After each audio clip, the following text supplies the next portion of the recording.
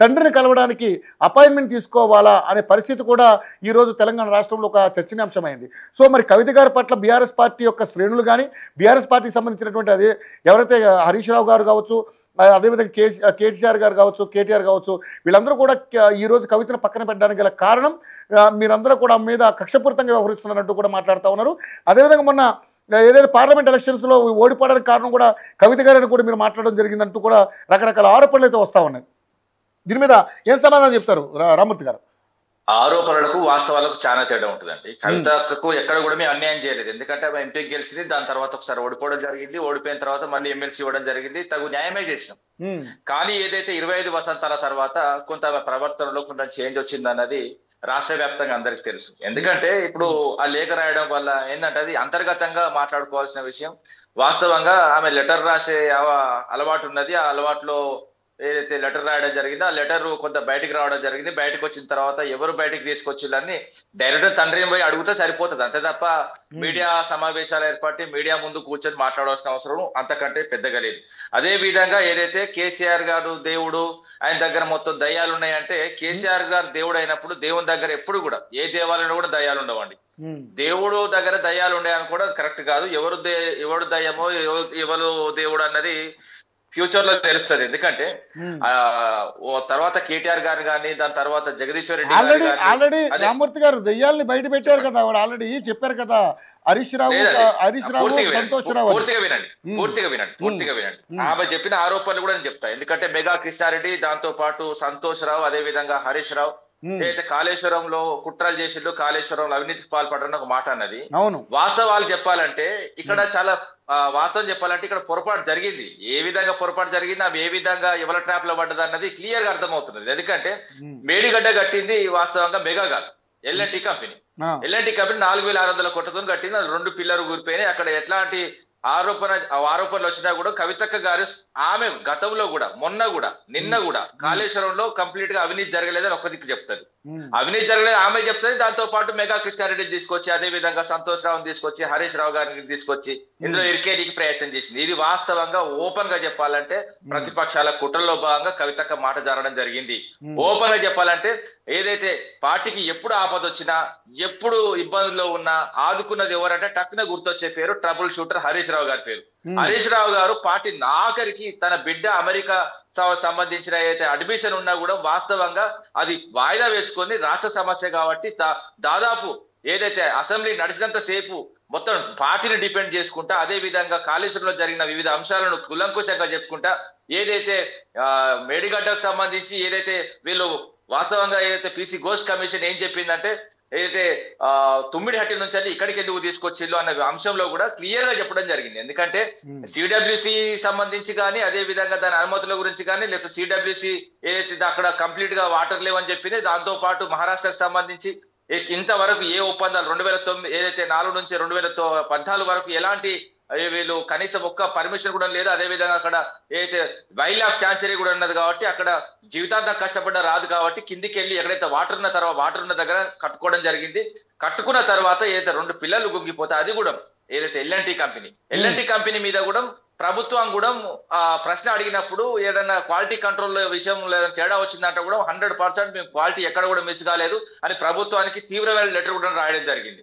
సరే, దాని మీద లోతైన అధ్యయనం జరగాలని ఎన్డీఏసీ కూడా చెప్పింది. ఎన్డీఏసీ కూడా వాస్తవంగా టెస్ట్ చేసింది లేదు, ఏం లేదు. ఓవరాల్ గా చూసి పైన చూసి మాత్రమే ఇప్పటి వరకు మాట్లాడుకుంటారు. కానీ అది ఏ విధంగా వంగిపోయింది, వాస్తవంగా ప్రకృతి విపత్త, లేకపోతే మానవ తప్పిదమా, లేకపోతే ఇంజనీర్ల లోపమా, లేకపోతే ఏదైతే కట్టిన ఏదైతే కంపెనీ ఎల్ఎన్టీ కంపెనీ ఏమైనా లోపం చేసిందా అన్నది అక్కడ జరగాల తప్ప ఏదైతే మొత్తం ఇదంతా ఓలిపెట్టి ఎక్కడ మెగా కృష్ణారెడ్డి ఇందులో భాగం లేదు. మేడిగడ్డ కుంగిపోవడంలో వాస్తవంగా ఎల్ఎన్టీ కంపెనీ ఇక్కడ క్లియర్ గా అర్థమవుతున్నది. ఎందుకంటే హరీష్ రావు గారు రాత్రంతా డిపెండ్ చేసి ఒక వాస్తవంగా ఏదైతే చెప్పాలనుకున్నాడో ప్రజలకు ఏది పోవాలనుకో పోయిన తర్వాత దాన్ని వెంటనే డ్యామేజ్ చేయాలి. ఎందుకంటే ఓపెన్ గా మాట్లాడుకుంటే ఏదైతే మన 25 వసంతాల మీటింగ్ జరిగిన తర్వాత పార్టీ వాస్తవంగా ఒక పునర్వైభవం వచ్చింది. దాన్ని వెంటనే పోగొట్టుకొని లెటర్, దాని తర్వాత మళ్ళీ కొంచెం లేస్తుంది అనగానే మళ్ళా ఏదైతే అమెరికా నుంచి మళ్ళీ ఒక లెటర్, అదే విధంగా ఏదైతే సింగరేణి యూనియన్ గురించి కూడా మొత్తం నేనే పట్టుకొని ఏడుస్తాట కదా లీడర్ అంటోడు.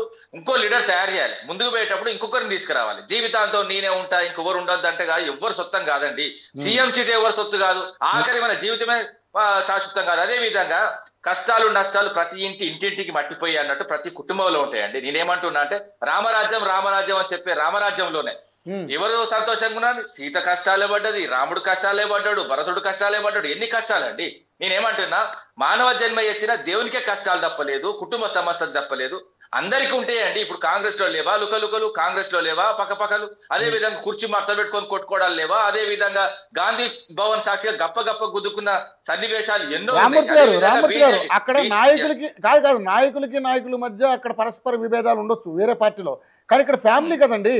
ఫ్యామిలీలో ఈ పరిస్థితికి వచ్చిందంటే ఈ రోజు పార్టీ పరిస్థితి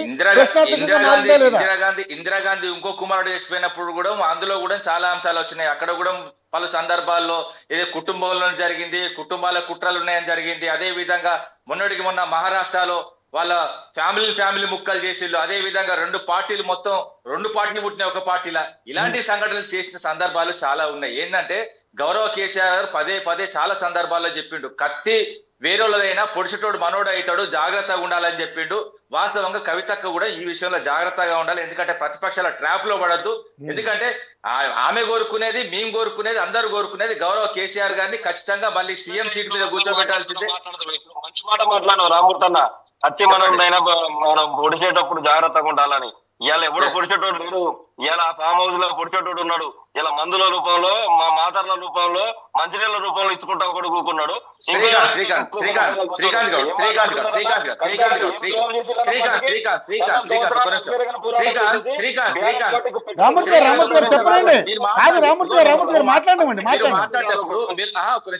మాట్లాడేటప్పుడు నేను మాట్లాడలేదు, నువ్వు రాసుకో. ఎందుకంటే క్లియర్ గా చెప్పేది ఏంటంటే ఆ మందులు లేకపోతే వాస్తవంగా కేసీఆర్ గారు ఇన్ని రోజులు ఆరోగ్యంగా ఉంటాడు కాదు. ఓపెన్ గా చెప్పాలంటే ఇప్పుడు కేసీఆర్ కలవాలనుకుంటే ఎవరైనా కలుస్తారండి. కేసీఆర్ వద్దనుకున్నప్పుడు నువ్వెవరు నేనెవరండి? ఓపెన్ గా మాట్లాడుకోవాలంటే ఒక వ్యక్తిగత కక్షలు ఉంటే, వాస్తవం కుటుంబానికి సంబంధించిన అంశాలు ఉంటే కుటుంబంలో మాట్లాడుకోవాలి. ఇప్పుడు మనం ఈ విధంగా మాట్లాడుకోవడం కరెక్ట్ కాదు. వాస్తవం ఓపెన్ గా మాట్లాడుకుందాం. కుటుంబ సమస్య కుటుంబంలో మాట్లాడుకోవాలి.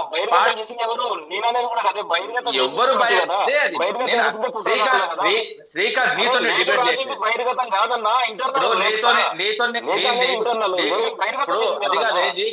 నీకు నాకు సమస్య ఉంటే మన ఇద్దరం కూర్చొని మాట్లాడుకుంటే అయిపోతుంది. పార్టీకి కవితకు సంబంధం ఏదన్నా ఇబ్బందులు ఉంటే ఏదైతే గౌరవ కేటీఆర్ గారి దగ్గర కూర్చుంటే అయిపోతుంది. అదే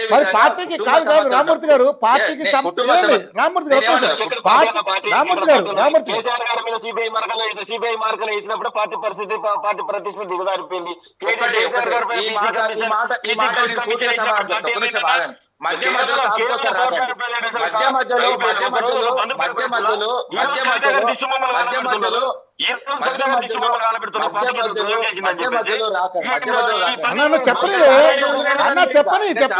చెప్పండి.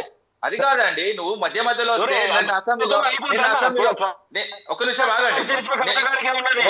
మొన్న జరిగిన ఒక్క నిమిషం ఆగుతారా? మొన్న జరిగిన అసెంబ్లీలో ఏ విధంగా అయితే ఏదైతే దిలీప్ గారు ఒక నిమిషం శ్రీకాంత్ గారు దిలీప్ గారు ఒక నిమిషం నన్ను చెప్పనివ్వండి.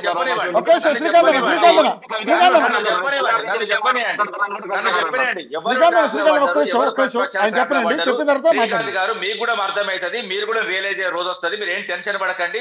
అన్ని నిదానంగా ఉంటే అన్ని ఆవేశంలో తీసుకున్న నిర్ణయాలు అనర్థానికి గురి చేస్తాయి. ఓపెన్ గా చెప్తున్నా. ఇప్పుడు ఒక్క రోజు తీసుకున్న నిర్ణయం కాదు. నీకు ప్రతిసారి మాట్లాడితే కరెక్ట్ కాదు బ్రదర్. నేనేమని చెప్తున్నా, నిన్న అసెంబ్లీలో జరిగిన సేమ్ సన్నివేశం రిపీట్ చేస్తున్నా విడ. ఎందుకంటే చెప్పాలనుకున్నది పోతుంది. ఇప్పుడు ఏదో మధ్యలో మాట్లాడితే ఏమొస్తుందండి? ఇప్పుడు రవణ ఏదో క్వశ్చన్ అడిగారు, రవి గారు ఏదో మీరు చెప్పండి ఒకసారి. అదే ఇప్పుడు ఆయన అడిగిన దానికి మీరు సమాధానం చెప్పే కార్యక్రమం చేయండి. ఇంకోటి ఏంటంటే, నిజంగా ఈ రోజు మరి హరీష్ రావు, సంతోష్ రావు పేరు ఆమె చెప్పింది ఆళ్ళ చేపట్టి అవినీతి మరొక కేసీఆర్కి అంటుకుంది అని మాట్లాడతారు. అంటే కాళేశ్వరంలో అవినీతి జరిగింది అనేది ఆ ముమ్మాటికి ఒప్పుకుంటున్నారా లేదా అది చెప్పండి మనకి. లేదండి, కవితక్క గారు పదే ఇంకోటి కవిత గారి మీద కావాలని చేయట్లేదు అంటున్నారు. ఈ రోజు పార్టీలో కాదు, నేను వీడియో చూపిస్తా. పార్టీలో ఈరోజు పోస్టర్లు అన్ని కూడా తీసేస్తున్నారు. చూడండి ఒకసారి, విజువల్ చూడండి. మీకు మీకు ఆల్రెడీ చూపిస్తున్నా. అర్థం కాలేదు. పార్టీలో ఆమెని ఎవరు తీసేయలేదు అన్నట్టుగా మాట్లాడుతుంటే మీరు పార్టీగా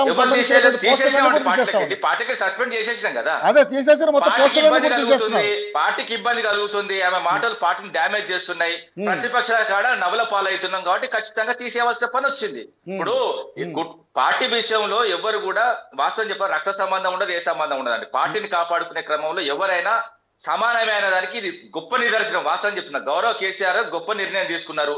అది నేనైనా ఎవరైనా, రేపు శ్రీకాంత్ అయినా ఇంకెవరైనా. నేనేమంటున్నా అంటే మరి ఒక కవితక్క నిన్న ఒక మాట మాట్లాడుతూ ఆమె తుల్లిందా లేకపోతే కావాలన్నా తెలియదండి. వాస్తవంగా పార్టీ ఉంటే ఏంది పోతే ఏంది అని మాట్లాడిందండి. అది తెలంగాణ తీసుకొచ్చిన పార్టీ అండి. నువ్వు కన్నబిడ్డవే కావచ్చు, కానీ గౌరవ కేసీఆర్ మెదడులోంచి పుట్టిన పార్టీ. వాస్తవంగా అది కూడా బిడ్డతో సమానమే. ఆ పార్టీ ఉండాలా పోవాలా అనుకున్నప్పుడు నువ్వు కూడా ఉంటేది పోతుంది అని నిర్ణయం అవినీతి మరకలు అందించిన తర్వాత ఆ మాటలు మాట్లాడుకుంటే ఏం మాట మాట్లాడతారు? అవినీతి మరకలు ఎక్కడ స్టార్ట్ అయినాయి?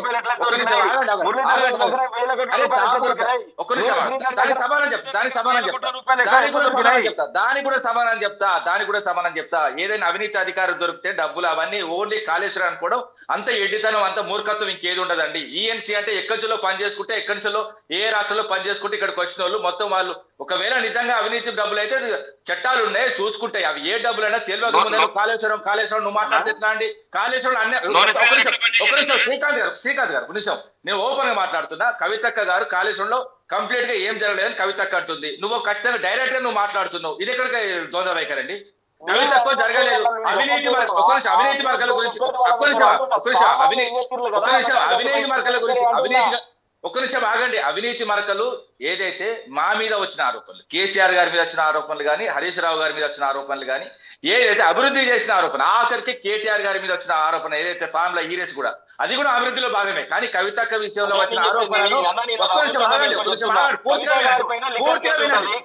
మీకు ఓపిక ఉండాలి, మీకు ఓపిక ఉండాలి. అరే ఒక నిమిషం ఆగండి.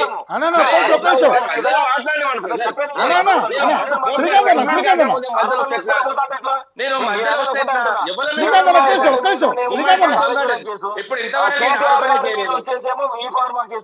కవిత గారి మీద లిక్కర్ కేసు, హరీష్ రావు మీద ఏ కేసు లేదా? నేను అదే చెప్తున్నా. ఒక నిమిషం ఆగండి. నేను మొత్తం క్లియర్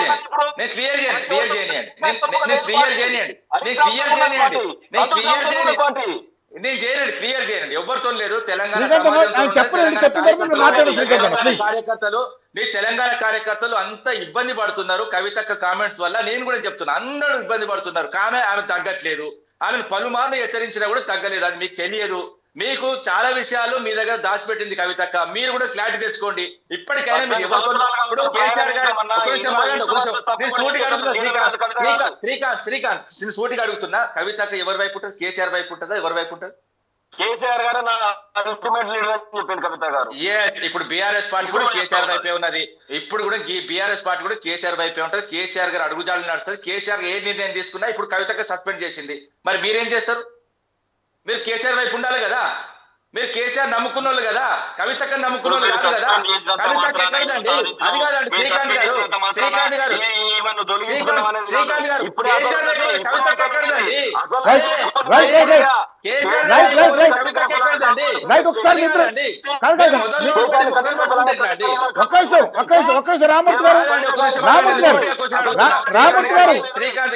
శ్రీకాంత్ గారికి సూటిగా క్వశ్చన్ అడుగుతున్నారు.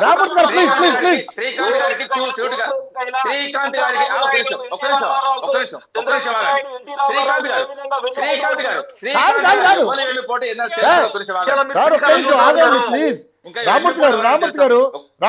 పూర్తిగా మాట్లాడిస్తారు.